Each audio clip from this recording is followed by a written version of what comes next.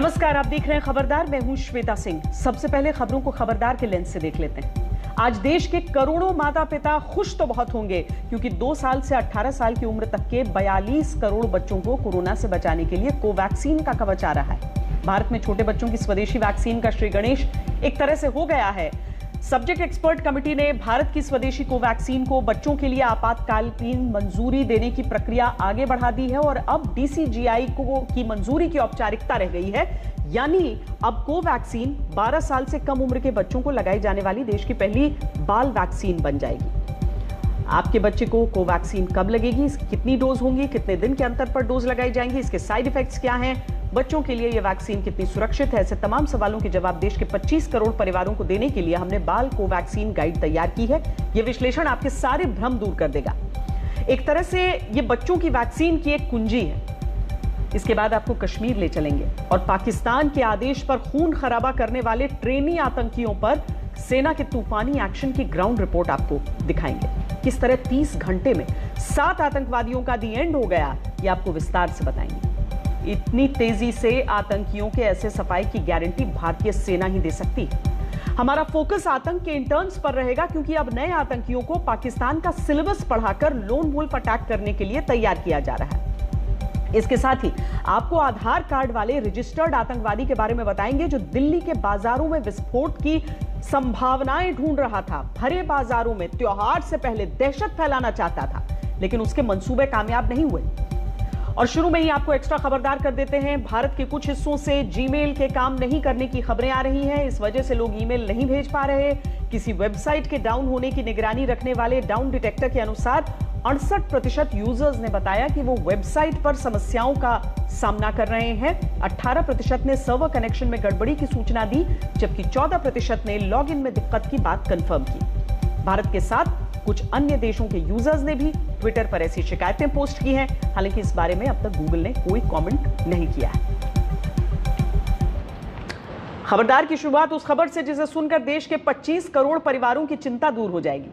देश में अब 2 साल से 18 साल के बच्चों को कोरोना वैक्सीन लगाने का रास्ता साफ हो गया है क्योंकि सब्जेक्ट एक्सपर्ट कमेटी ने कोवैक्सीन को आपातकालीन इस्तेमाल के लिए फिट पाया है और इसे drugs and controller general of India के पास फाइनल क्लियरेंस के लिए भेज दिया है। उम्मीद है अगले 1 से 2 महीने के अंदर आपके बच्चों को कोवैक्सीन लगना शुरू हो जाए। जो माँ बाप कोरोना वायरस की वजह से अपने बच्चों के लिए बहुत चिंता में थे, स्कूल, पार्क, बाजार में हर जगह इस बात का डर था कि कहीं वायरस बच्चों पर अटैक न कर दे, उन्हें अस्पताल न पहुंचा दे, लेकिन इस नई वैक्सीन के आने के बाद बच्चों में कोरोना का खतरा कम होने वाला है। बच्चों की इस वैक्सीन की फैक्ट शीट शुरू में ही आपको दिखा देते हैं। कोवैक्सीन को भारत बायोटेक और आईसीएमआर ने मिलकर बनाया है। जिस तरह कोवैक्सीन की डोज बड़ों को लगी थी, उसी तरह बच्चों को भी कोवैक्सीन की 2 डोज दी जाएंगी। दोनों डोज के बीच 20 दिन का अंतर होगा। इस पर बाकी की गाइडलाइंस भारत सरकार की तरफ से जल्दी जारी कर दी जाएंगी। यह भी माना जा रहा है कि इसकी कीमत बड़ों को दी जा रही कोवैक्सीन की कीमत के बराबर ही होगी। प्राइवेट अस्पतालों में 18 साल से ऊपर दी जा रही कोवैक्सीन की कीमत 1410 रुपए है, लेकिन चर्चा इस बात की भी है कि सरकारी अस्पतालों में बच्चों को वैक्सीन मुफ्त में ही लगाई जा सकती है। बच्चों पर हुए अब तक के ट्रायल में कोवैक्सीन बच्चों में कोरोना वायरस संक्रमण से लड़ने में असरदार पाई गई है। भारत बायोटेक ने बच्चों पर फेज 2 और फेज 3 का ट्रायल सितंबर में पूरा किया था और अक्टूबर की शुरुआत में डेटा जमा किया था। हालांकि इससे पहले डीसीजीआई ने बच्चों के इस्तेमाल के लिए जाइडस केडिला कंपनी की ज़ाइकोव डी नाम की वैक्सीन को अप्रूवल दिया था, लेकिन ज़ाइकोव डी और कोवैक्सीन में सबसे बड़ा अंतर यह है कि ज़ाइकोव डी 12 से 18 साल के बच्चों को लगाई जाएगी, जबकि कोवैक्सीन 2 से 18 साल के बच्चों को लगाई जा सकेगी, जो अपने आप में क्रांतिकारी है क्योंकि दुनिया में 10 साल से कम उम्र के बच्चों के लिए ऐसा दूसरा विश्वसनीय वैक्सीन मौजूद ही नहीं। कुल मिलाकर आज देश के 25 करोड़ परिवारों के लिए खुशी का दिन है। 18 साल की उम्र तक के करीब 42 करोड़ बच्चों और किशोरों के जीवन को कोरोना से सुरक्षित रखने का मंत्र, ये समझिए कि बस मिलने ही वाला है।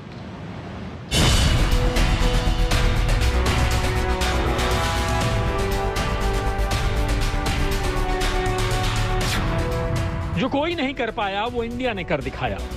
कोवैक्सीन जो शायद सबसे सेफ वैक्सीन है, लाइसेंस हो गई है बच्चों के लिए 2 से लेके 18 साल तक। दुनिया भर में बच्चों की वैक्सीन तो बहुत हैं, लेकिन जो 2 साल के छोटे बच्चों को बचा सके वो भारत की स्वदेशी वैक्सीन है। With in a month 2 month जब ये अवेलेबल होगी तो हमें अपने बच्चों को वैक्सीन जरूर करना चाहिए। आ रहा है हिंदुस्तान के 42 करोड़ बच्चों का कोरोना कवच।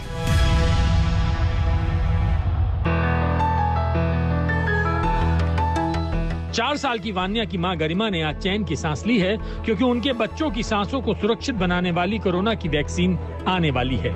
गरिमा पिछले 19 महीनों से रोजाना इस डर से लड़ रही थी कि कहीं उनकी बेटी को कोरोना इन्फेक्शन ना हो जाए, कहीं ऑक्सीजन के लिए अस्पतालों के चक्कर ना काटना पड़े। लेकिन अब ये डर लगभग खत्म हो गया है। मैं और मेरे हस्बैंड हम भी दोनों कोविड से निकले हैं और हमने देखी है वो परेशानी कि कितनी ज़्यादा परेशानी होती है। बच्ची हमारी छोटी थी और वो हमसे दूर रही थी उस दौरान। हाँ, वो सारी चीज़ों को देखकर तो अब बहुत रिलैक्स लगता है कि हाँ, वैक्सीन आ गया है तो हमारे बच्चे के लिए सेफ होगा अभी, और हम भी वैक्सीनेटेड हैं, हमारा बच्चा भी वैक्सीनेटेड हो जाएगा तो एक अलग ही खुशी होगी। क्योंकि अभी तक हमें ये था, हम तो दोनों वैक्सीनेटेड हो चुके हैं, हमें तो अब डर नहीं है, लेकिन हाँ, बच्चे के लिए हमें डर था। अभी तक बच्चा हमारा छोटा है, तो अब हाँ, अच्छा लग रहा है और बहुत अच्छा लगा है सुनकर कि वैक्सीन आ गई है छोटे बच्चों के लिए। गरिमा की तरह पुणे के रहने वाले कुणाल इस बात से खुश हैं कि अब उनके बच्चे घर की चार दीवारी से निकलकर बाहर जा सकते हैं। पिछले 19 महीने से कोरोना के खौफ से पूरा परिवार डर के साए में जी रहा था। खुशी तो बहुत है भाई, हर माँ बाप चाहता है कि उसका बच्चा स्वस्थ रहे। अभी तक जो है सारे बच्चे जो है अंदर थे, कहीं नहीं जा रहे थे, घरों के अंदर बैठे थे, कोई एक्टिविटी नहीं हो रही थी, ज्यादातर कोई स्पोर्ट्स नहीं, कुछ बाहर में खेल कूद नहीं। तो अभी हमें तो बहुत खुशी है कि अभी बच्चे जो है स्कूल में जाके राइट एनवायरनमेंट में सीख पाएंगे, अपने दोस्तों से मिल पाएंगे अच्छी तरह से। तो हम तो वेट कर रहे हैं कि भाई ये वैक्सीन जल्द से जल्द आए और हम अपने बच्चों को देके उन्हें स्वस्थ करें। बहुत केयरफुल होके रहना पड़ा था बच्चों के साथ, उनको कैसे बिजी रखा जाए। ऑनलाइन स्कूलिंग इतना इजी नहीं था, उनके लिए इतनी कोई एक्टिविटी नहीं थी। लेकिन अभी वैक्सीन आने से फिर वो लोग वापस स्कूल जा पाएंगे। वो लोग भी चाहते हैं कि हम अपने दोस्तों से मिलें, बाहर का एनवायरनमेंट हेल्दी एनवायरनमेंट हो। और मुझे तो बहुत खुशी है कि ये वैक्सीन आ रही है बच्चों के लिए। वाकई में चेहरे पे मुस्कान आई हुई है। हाँ जी, बिल्कुल। ये बहुत ही खुशी की खबर है, क्योंकि हमारे बच्चे जो हैं वो मास्क लगाना, डिस्टेंसिंग मेंटेन करना, सैनिटाइजेशन, ये सब उतना प्रैक्टिस नहीं कर पाते हैं। और खास तौर पे जब वो अपने दोस्तों से मिलते हैं या स्कूल जाते हैं जिनसे वो बहुत दिनों से नहीं मिले होते हैं, वर्चुअल प्लेटफॉर्म पे उनको देख रहे होते हैं। तो बीइंग अ डॉक्टर मुझे ऐसा लगता है कि वैक्सीनेशन लगने के बाद हम काफी अपने आप को नॉर्मल और सिक्योर महसूस करेंगे, जैसा कि हम प्री कोविड टाइम पर करते थे। देश के करोड़ों माता पिता को इस बात की चिंता थी कि उन्हें वैक्सीन लग चुकी है, लेकिन 12 साल से कम उम्र के छोटे बच्चों के लिए अब तक कोई वैक्सीन नहीं आई थी। लोगों को इस बात का भी डर था कि अगर कोरोना की तीसरी लहर आई तो इसमें सबसे ज्यादा खतरा बच्चों को हो सकता है। लेकिन इस वैक्सीन से उम्मीद है कि अस्पताल जाने वाली गंभीर स्थिति को रोका जा सकता है। आज के दिन हम बात करें जो कोवैक्सीन को अप्रूवल मिला, ये बहुत बड़ा दिन है, एक ऐतिहासिक डे है, ना केवल पीडियाट्रिक पॉपुलेशन के लिए बट इंडिया के लिए भी। इनकी इंडिजिनस वैक्सीन को अप्रूवल मिला है 2 साल के ऊपर।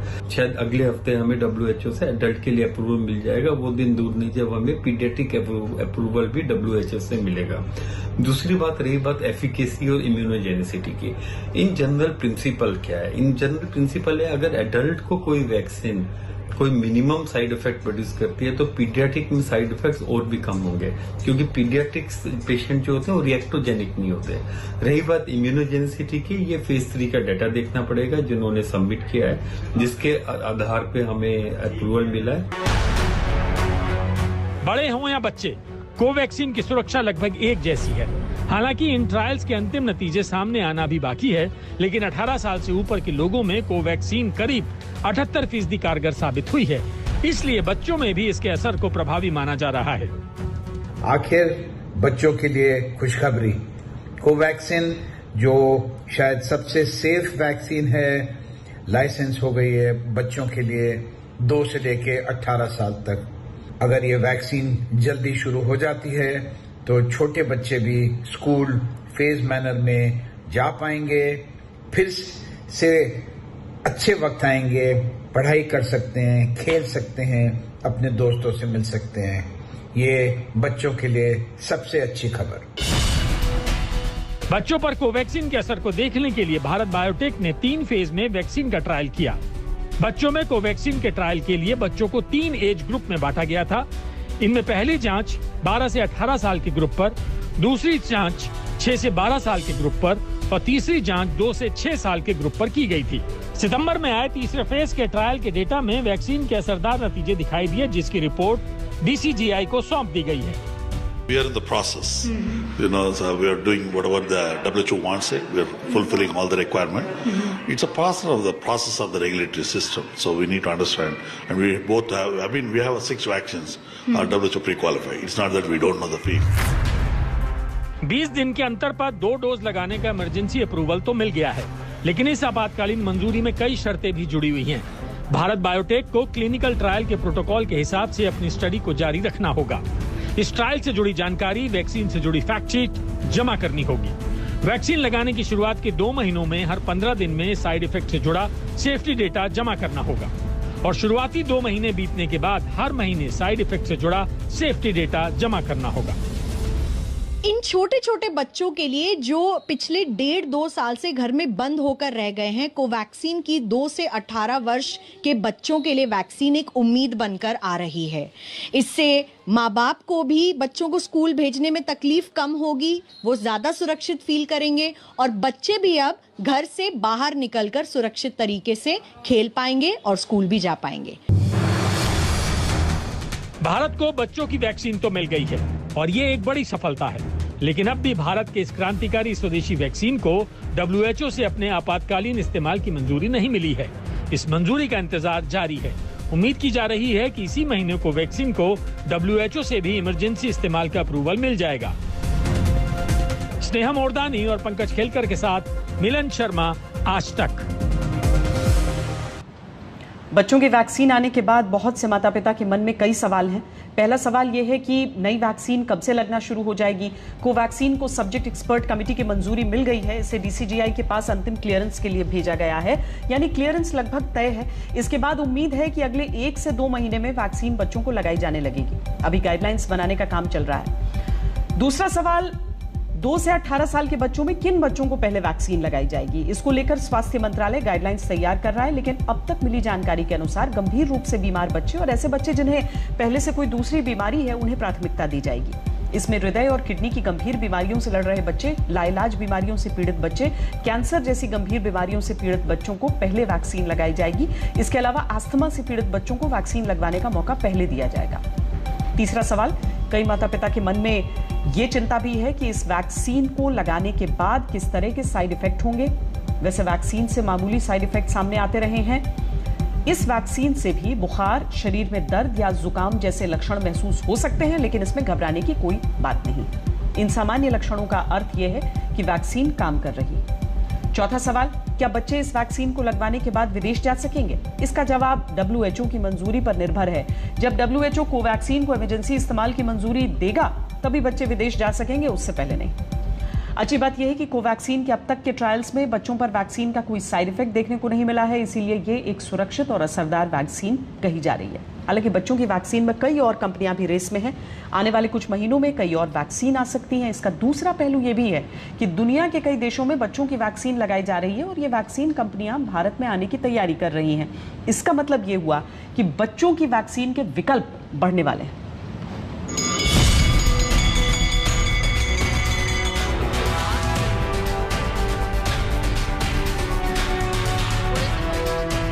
बच्चों के स्कूलों को खोलना मजबूरी है, लेकिन भारत में स्कूल जा रहे बच्चों के माँ बाप के मन में डर बैठा हुआ है, क्योंकि बच्चों को अभी कोरोना वैक्सीन लगनी तक शुरू नहीं हुई है। स्कूल हो, पार्क हो, बाजार हो, कहीं भी जाने पर बच्चों को लेकर चिंता स्वाभाविक है, क्योंकि उन्हें कोरोना का सुरक्षा कवच नहीं मिला है। हालांकि अब ये हालात जल्द बदलने वाले हैं। माँ बाप की चिंता का समाधान न सिर्फ भारत बायोटेक की बच्चों की कोरोना वैक्सीन में है, बल्कि भारत में बच्चों की दूसरी वैक्सीन भी कतार में है। 2 से 18 साल के बच्चों की भारत बायोटेक की वैक्सीन को अभी सब्जेक्ट एक्सपर्ट कमेटी ने ही हरी झंडी दिखाई है, लेकिन 12 साल से ऊपर के बच्चों के लिए जायडस कैडिला की बिना सुई वाली ज़ायकोव-डी वैक्सीन को इमरजेंसी यूज अप्रूवल मिल चुका है। इसके अलावा DCGI ने जुलाई में ही सीरम इंस्टीट्यूट को उसकी कोवोवैक्स वैक्सीन के फेज 2 और फेज 3 ट्रायल की मंजूरी दी थी। इस वैक्सीन का ट्रायल 2 से 17 साल के बच्चों पर किया जा रहा है। DCGI ने सितंबर में सीरम इंस्टीट्यूट को अमेरिकी दवा कंपनी नोवोवैक्स की बच्चों की वैक्सीन के ट्रायल की मंजूरी दी थी।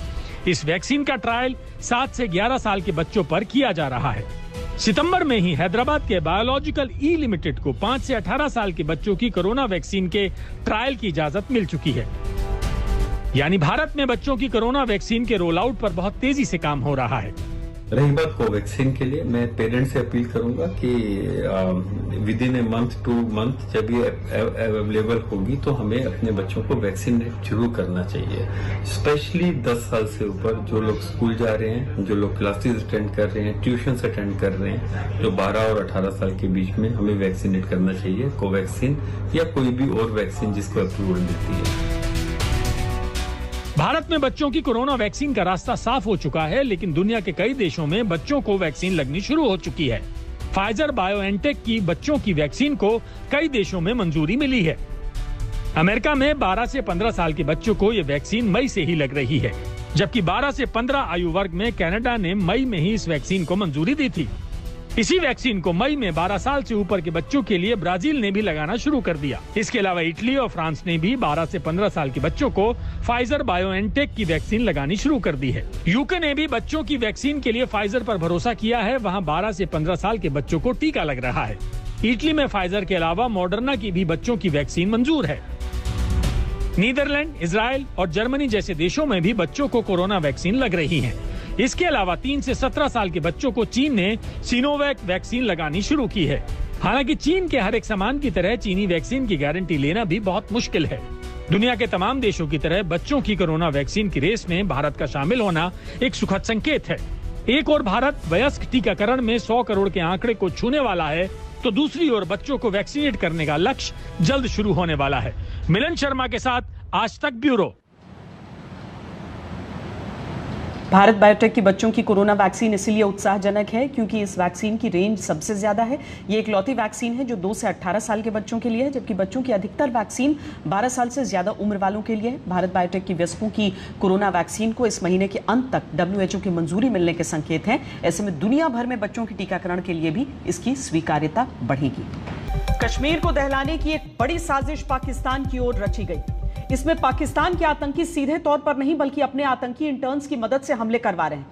आतंक के इंटर्न घाटी में लोगों को चुन चुन कर मार रहे हैं और इस तरह से अपनी प्रोजेक्ट रिपोर्ट पाकिस्तान को भेज रहे हैं। लेकिन सेना ने आतंक के नए इंटर्न्स के खिलाफ बड़ा ऑपरेशन चलाया। 30 घंटे में 5 एनकाउंटर हुए और इसमें 7 आतंकी मारे गए।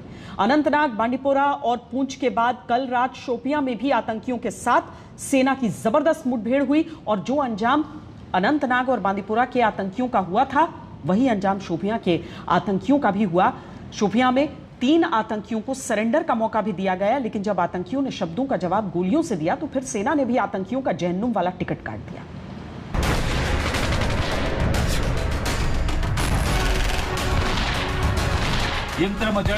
अंदर फंसे हुए कुछ DSP इमाम साहब तो गुजारिश करन सिलेंडर है तैयार। पाकिस्तान की साजिशों का पैंतरा बदला है, लेकिन भारतीय सेना के तेवर नहीं बदले। आतंकियों के इंटर्न के बूते पाकिस्तान अपना टेरर प्रोजेक्ट पूरा करना चाहता है, लेकिन अनुभवी भारतीय सेना के सामने आतंक के ये इंटर्न्स कुछ भी नहीं। सेना की जवाबी कार्रवाई में 7 आतंकी मारे जा चुके हैं। शोपियां में कल रात 3 आतंकियों ने सेना से भिड़ने की जुर्रत की तो सेना ने आतंकियों को घेर लिया और पहले सरेंडर का ऑफर बढ़ाया। मुजाहिद अंदर फंसे हुए कुछ DSP इमाम साहब तो गुजारिश करन सरेंडर है तैयार। लेकिन जब बोली के बदले गोली मिली तो जवाब भी गोलियों से दिया गया और तीनों आतंकी मारे गए।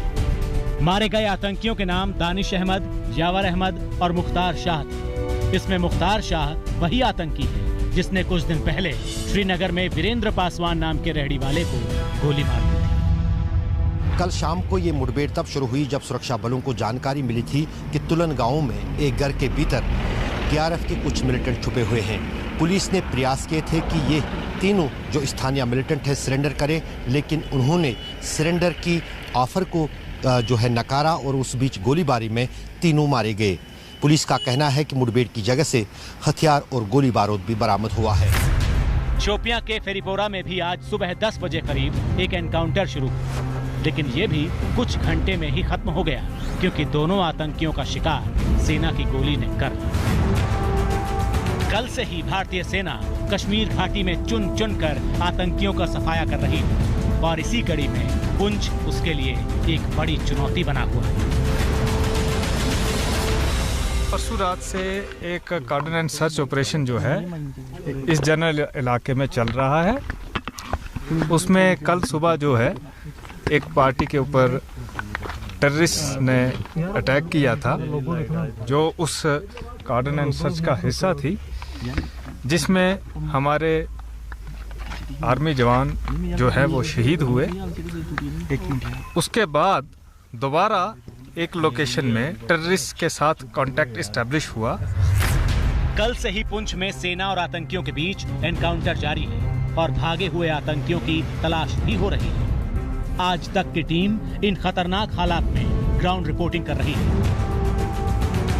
मौजूद हैं डेरा की गली इलाके में, राजौरी और पुंछ जिले की सीमा के पास, और यहाँ पर जो है कल से जो है लगातार यहाँ पर जो है मुठभेड़ जारी है भारतीय सेना और आतंकवादियों के बीच। इस समय आप देख सकते हैं कि यहाँ पर जो तलाशी अभियान है उसको इंटेंसिफाई किया गया है, गहन तलाशी अभियान चल रहा है। यहाँ पर आप देख सकते हैं भारतीय सेना के शूरवीर इस समूचे इलाके में जो है इस समय तलाशी कर रहे हैं। ये जो है घना जंगल का इलाका है, आप देख सकते हैं कि यहाँ पर जो घने जंगल हैं, ऊंचे ऊंचे पहाड़ है, लेकिन भारतीय सेना जो है पूरी तरह से प्रयासरत है कि जो आतंकवादी जंगलों में छुपे हैं उनको जल्द से जल्द ढेर किया जाए। कल यहीं सेना के जवानों पर घात लगाकर हमला किया गया था, जिसमें भारतीय सेना के 5 जवान शहीद हो गए थे। जवानों की शहादत की खबर जब उनके परिवार वालों को मिली तो उनकी आंखें भर आई।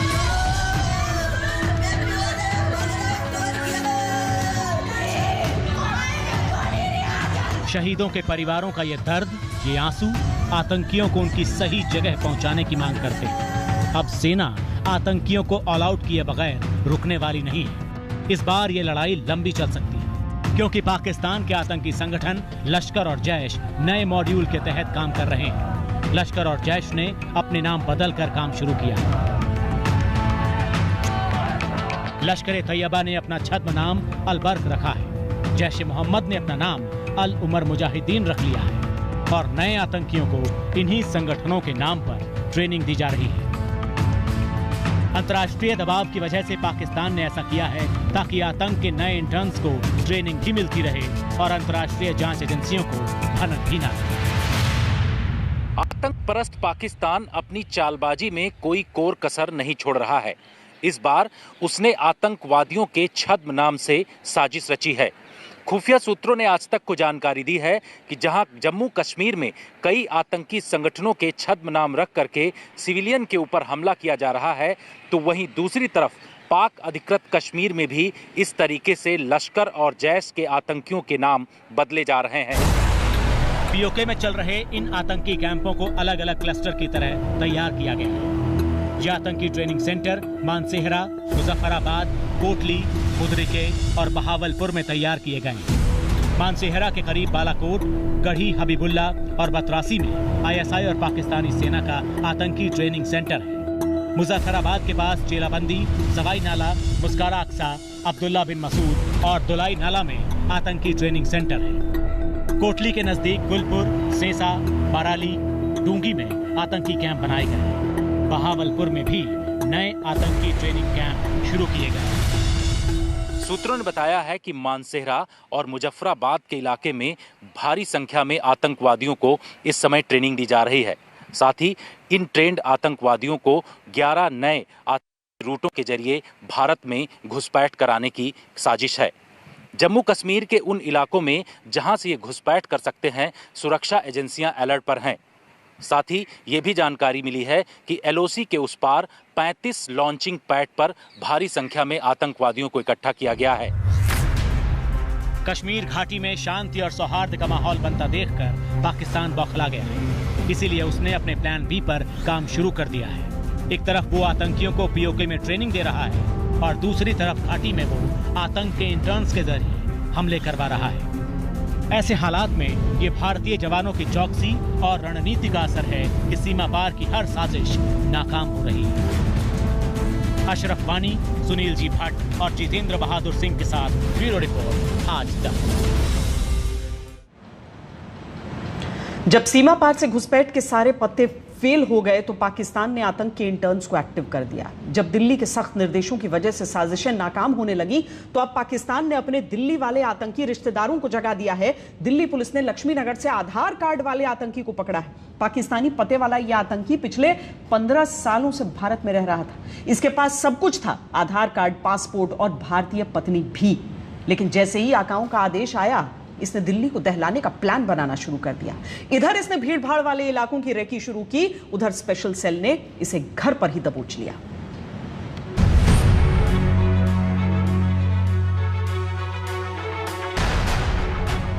दिल्ली के इन बाजारों को बमों से दहलाने की बड़ी साजिश, मासूमों को गोलियों से छलनी करने का बड़ा षड्यंत्र। दिल्ली पुलिस की पकड़ में आया आधार कार्ड वाला आतंकी। 15 सालों से ये इंतजार कर रहा था अपने आकाओं के आदेश का। पिछले 15 सालों से तैयारी कर रहा था अशरफ अली, इंतजार में था कि आदेश आए और ये हमला कर दे।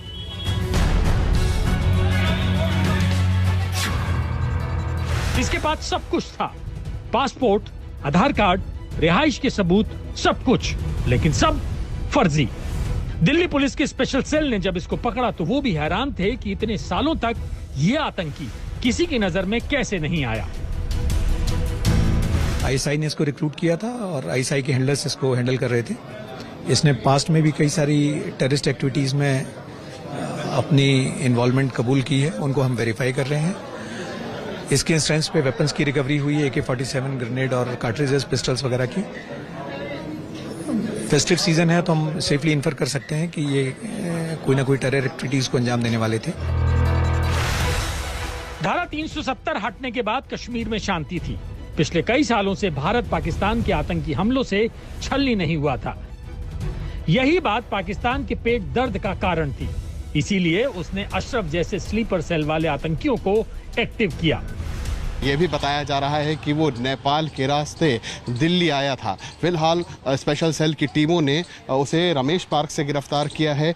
वो नूरी मोहम्मद नूरी के नाम से अपना एक नई आइडेंटिटी के तहत दिल्ली में रह रहा था, जिसको गिरफ्तार किया है स्पेशल सेल ने। और ऐसा बताया जा रहा है कि ये इसके पास से भारी मात्रा में कारतूस बरामद हुए हैं, AK-47 बरामद हुई है, हैंड ग्रेनेड बरामद हुए हैं। सोमवार रात 9 बजे के करीब लक्ष्मी नगर इलाके से जब स्पेशल सेल ने अशरफ को पकड़ा तो पूछताछ के बाद वो उन्हें अपने हथियारों वाले अड्डे पर ले गया। यमुना किनारे बालू में दबाकर अशरफ ने AK-47 और उसकी मैगजीन, पिस्तौल और उसकी 50 राउंड गोलियां, इसके अलावा कुछ हैंड ग्रेनेड्स छिपा कर रखे थे। पूछताछ में यह भी पता चला कि वो पाकिस्तान के नारोवाल का रहने वाला है। अली अहमद नूरी के फर्जी नाम से दिल्ली में रह रहा था। फर्जी दस्तावेजों के जरिए इसने पहचान पत्र भी बनवाए थे। फर्जी आईडी से ही इसने 2 मोबाइल फोन लिए थे। अशरफ के पास से एक भारतीय पासपोर्ट भी मिला है। हमने ये जानने की कोशिश की कि पिछले 15 सालों में अशरफ भारत में कैसे रह पाया। काफी टाइम पहले हमारे किसी जानने वाले के साथ आए थे, तो इन्होंने कहा कि मैं रमेश पार्क में काम करता हूँ लक्ष्मी नगर की तरफ, तो मुझे किराए पे कमरा चाहिए था। तो पापा ने इन्हें किराए पे कमरा वगैरह दिया था और उसके बाद इन्होंने थोड़ी मदद मांगी थी मेरे पास किसी चीज में डॉक्यूमेंट लगाना, तो उसमें जो है मेरे को आधार कार्ड की जरूरत है। लोगों के बीच एक आम सोच है कि देश के क्रिकेटर बिना पैसे लिए कोई काम नहीं करते, लेकिन कुछ क्रिकेटर ऐसे भी हैं जिनके लिए भारत और भारतीय क्रिकेट सर्वोपरि है। इन्हीं में से एक है महेंद्र सिंह धोनी। महेंद्र सिंह धोनी जल्द ही टीम इंडिया के मेंटोर होने वाले हैं, लेकिन आपको जानकर हैरानी और खुशी होगी कि इस काम के लिए माही BCCI से एक भी रुपया नहीं लेंगे। Mahendra Singh Dhoni T20 world cup में टीम के मेंटोर बनकर साथ रहेंगे, लेकिन इसके लिए वो BCCI से कोई फीस चार्ज नहीं कर रहे। अपने इस रोल में महेंद्र सिंह धोनी टीम के खिलाड़ियों का हौसला बढ़ाते हुए नजर आएंगे। खबरदार में आज के लिए इतना ही। देश और दुनिया की बाकी खबरों के लिए आप देखते रहिए आज तक।